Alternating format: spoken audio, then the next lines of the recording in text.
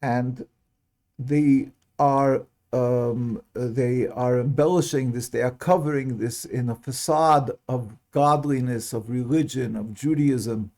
Whenever Netanyahu goes to the United Nations or speaks in front of Congress, I'm a U.S. citizen, as he's always speaking about that the land is theirs because God gave it to the children of Israel, and it's the state of Israel. And he conflates the two.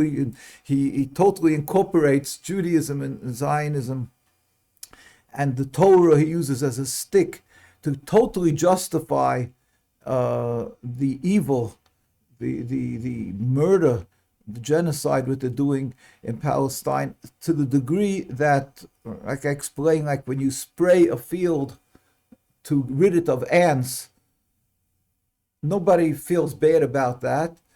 He has so dehumanized the people of Palestine that to a large degree the world is silent, is watching this and not springing and jumping and doing something to stop this this genocide. So they're very successful in their narrative, their new narrative that they've created in the world of what Judaism is, and by what they're doing is totally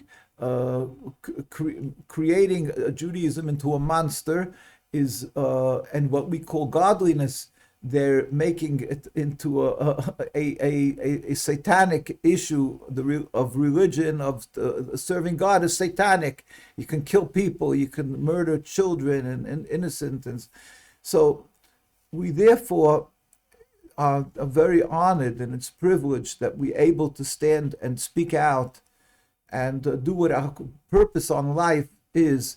God created us to bring honor to the Almighty. That's the purpose of our lives, and that we can have this opportunity that you're giving us is a great privilege, and that is, and let us, with God's help, we'll try to shed light. The time is never possible to encompass how much we have to talk about each incident and the whole issue of Zionism, but we'll try just to shed light. And there it'll give the people the opportunity to, from there, to go on and understand comprehensively what the issue of Zionism and the falseness of Zionism, the falseness of the Zionist state of Israel, how it is totally illegitimate, totally non-Jewish. So with God's help, I'll say that first of all, we have to understand it's based on Judaism, they claim, the state of Israel. So what is Judaism? Judaism is a religion of over 3,000 years. God took the Jewish people out of Egypt and made a covenant. We made a covenant to be subservient to God.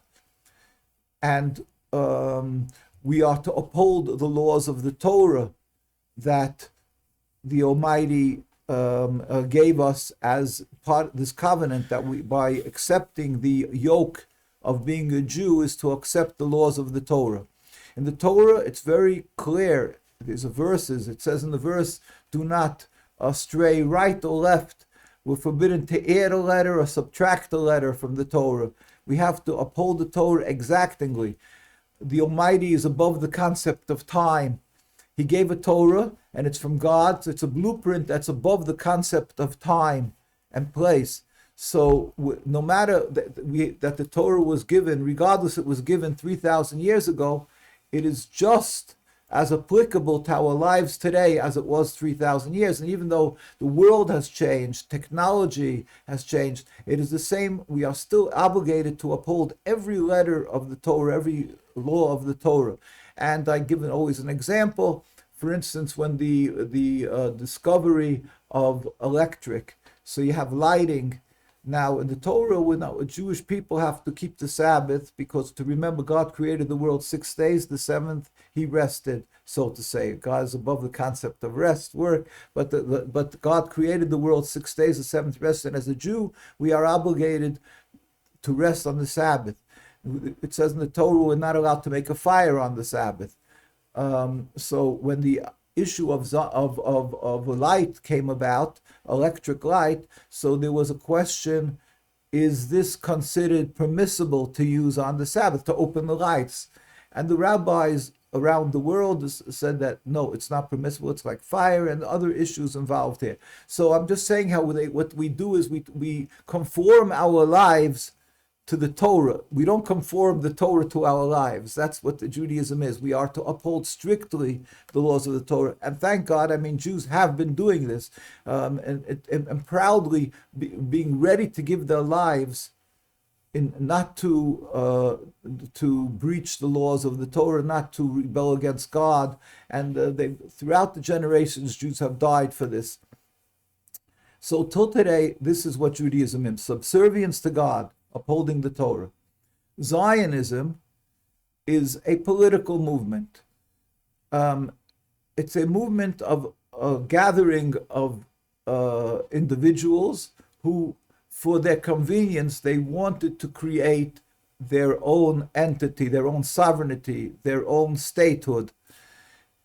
That is all it is. In other words, it's a physical, materialistic concept of having a piece of a land and with all the trappings of a country, of a state. A state has an army, a state has scientists and Olympic team and all this. So that's what Israel is proud of: their Olympic team, the Nobel Prize winners, and their powerful army and all that. God is taken out of the equation. The issue of godliness is totally removed from the equation from Zionism, the state of Israel, because their state, they proudly announce, they make the international march for gays, LBGT, that they have everything, they do everything, and they announce that everything is permissible. They announce that it's democracy. You don't have to keep the Sabbath. You could do what you want. And they, in the streets of Jerusalem, where for hundreds of years it was a custom in the Jewish quarters that they would blow a horn Friday afternoon. You would hear the horn blowing like a few hours before the Sabbath, and all the stores would know to close. Nobody remained open. The rabbis then would go around and make certain that nobody desecrated the Sabbath, because it's forbidden to work on the Sabbath. It's a godly decree. That's what it means to be a Jew. When the Zionists come, just take a look for yourself. The cars are going and coming, and the businesses are open Saturday, just like it would be in any day of the week. The flagrant disregard for the Almighty in Israel is revolting and just beyond comprehension. How one could call themselves a Jewish state and take the basics, the Ten Commandments, the Sabbath, which anybody who knows Judaism knows this is the basics of a Jew, to shows that we believe that God created the world 6 days and the seventh he rested. God is the Lord. God is the one who rules the world, and to totally ignore that officially is the greatest rebellion against God that could be. So that is what we're witnessing. That's what Zionism is. Yet they flaunt the Star of David and the name Israel, Jacob. Israel was Jacob in the Bible.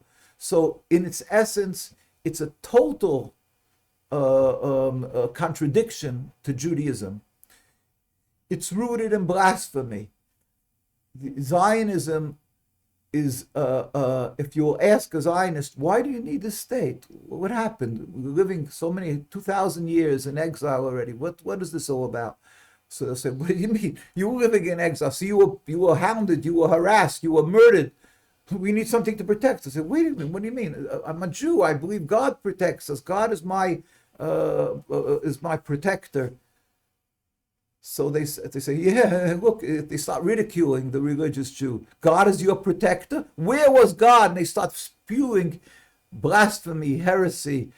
So they say, you see, you need a gun to protect us. The Iron Dome today, once was the Uzi.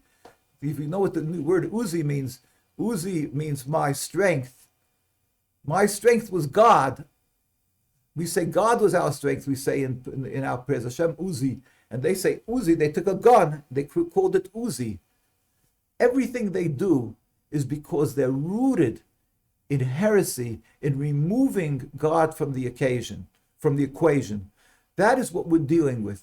So that is somebody just who wants to understand Zionism. Zionism was festering for 50 years prior to its development of the state of Israel. The idea was burgeoning in the European countries.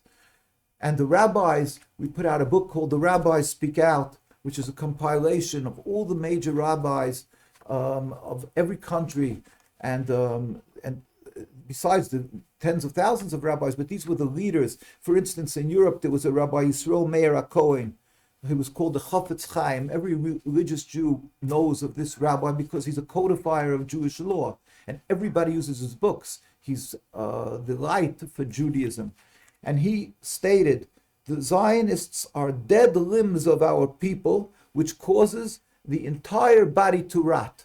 Like a tree, it's a dead limb which causes the entire, if somebody that has a limb that's not working, if you leave it for too long, it's going to infect the whole body. That's why they have to amputate, God forbid. He said this is what he compared Zionism to. The dead limbs of our people, which causes the entire body to rot. He was living from 1839 till 1933. He passed away 15 years before the state was created. And so you just get an idea. A rabbi from the Sephardic lands, because I should show the flip side from the other part of the world of Judaism. Sephardic we called from the Middle Eastern countries, from Africa and other. So Rabbi Yisrael Abu Chatzira, Baba Sali, and he lived from 1890 to 1984. So he was already in the state of Israel. He actually left in the middle, went back. He came from Morocco. And he went back to, I forgot to mention, Rabbi Yisrael Meir HaKohen was from Radin, like Lithuania, I believe. Rabbi Yisrael Abu Chatzira was from Morocco. He left. He went to the Holy Land, and he left because of this problem with Zionism. But he stated, and this is in 1965. He said, "I hereby join the great rabbis of the Sephardic Eda Charedis, the God-fearing. Eda means community, Charedis, the God-fearing. So I join the great rabbis of the Sephardic Eda Charedis in the Holy Land of Jerusalem, in the holy city of Jerusalem, in support of their Torah ruling that it is forbidden to participate in the governmental elections because it is against our holy Torah." Just to get an idea, I mean, each one in their style wrote against Zionism. Zionism and Judaism is a diametric opposite. Imagine calling it Buddhist Judaism. I mean, that concept like that. Does that jive? It doesn't. It's just. São duas coisas que não são compatíveis, né? Are two different and incompatible things. Incompatible. It's contradictory. It's totally the opposite. That is in its essence.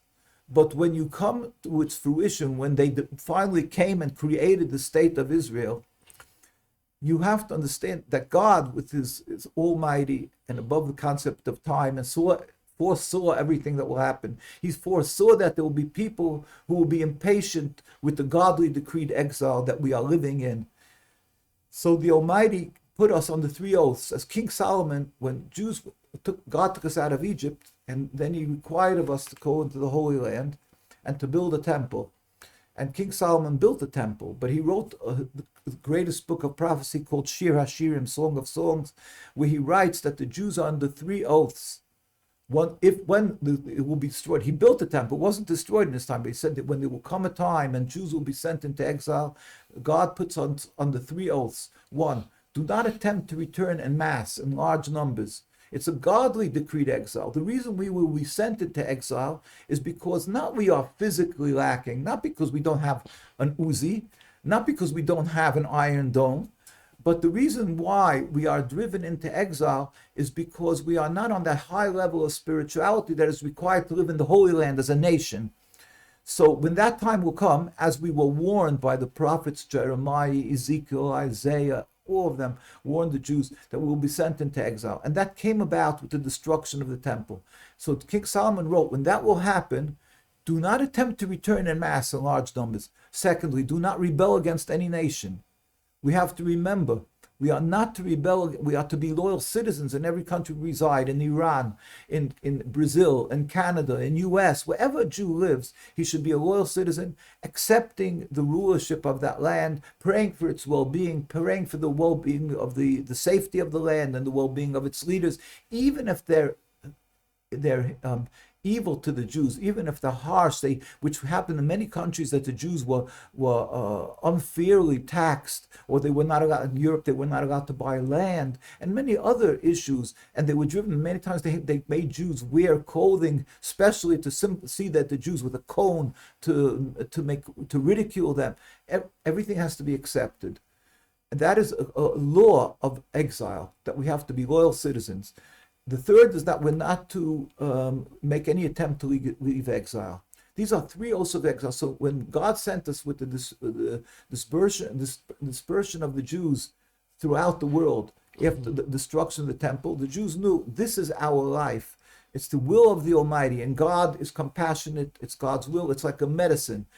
Somebody is sick, you give him medicine, it's bitter, but the child cries, but you give it to him because he has to have it, because that makes him better. Medicine is something sometimes which is hard,